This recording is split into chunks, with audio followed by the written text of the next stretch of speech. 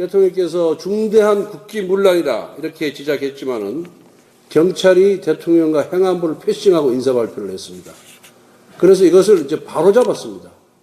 바로잡자 인사본보, 인사참사라는 프레임으로 민주당과 일부 언론에서 이렇게 프레임을 걸고 있습니다.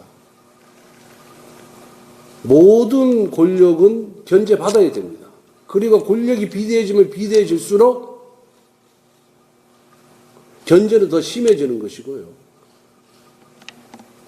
그리고 이를 견제하지 아니하면은 여기에 견제와 균형의 원리가 작동되지 아니하면은 부패하게 되어 있습니다. 과거에 국정원이 최고의 권력기관이었습니다. 그러다 보니 그에 대한 반작용으로 국정원 개혁이 돼서 이제 국내 정치에 개입할 수 없게끔 만들어놨습니다. 그 다음에 검찰이 무소불위 권력을 행사한 적이 있었습니다. 그러다 보니까 직접 수사권을 제한당하고 여러 가지 검경 수사권 조정으로 대부분의 직접 수사권이 경찰로 넘어갔습니다. 검찰도 국민 여론으로부터 견제를 받은 겁니다.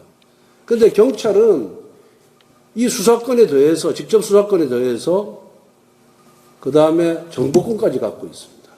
경찰청장이 수사권, 정보권, 인사권 다 갖게 되면은 이건 무소불위의 권력자가 되는 겁니다. 그런데 우리 경찰청법에 총경 이상의 인사에 대해서는 제청권자가 경찰청장입니다. 그런데 지금까지는 청와대 민정하고 치안비서관실하고 그다음에 경찰청장이 그냥 비공식적으로 협의해가지고 그 인사를 다 해버렸습니다. 행안부 장관의 인사 제청권이 완전히 패싱당한 겁니다. 그래서 이것을 정상화하겠다, 실제로 하겠다 라고 해서 행안부 내에 인사기능을 보좌하는 경찰국을 신설하겠다는 겁니다. 이건 당연히 비대해진 경찰 권력에 대한 견제 차원에서 또 균형을 잡는 차원에서 필요한 일입니다. 법무부도 지금 그렇게 하고 있지 않습니까? 검사에 대한 인사권을 장관이 갖고 있는데 그 장관의 인사기능을 보조하기 위해서 검찰국이 있는 겁니다. 그런데 이런 문제를 갖고 마치 무슨 통제라는 경찰 통제하려면은 수사권에 대해서 수사 지휘권을 갖고 있어야 돼요.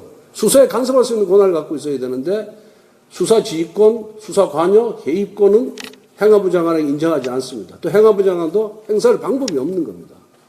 그런데 이걸 갖고 통제라고 하는 것은 법 정신을 위반하는 것이고 법 내용과 배치되는 것이다. 이렇게 말씀을 드리겠습니다.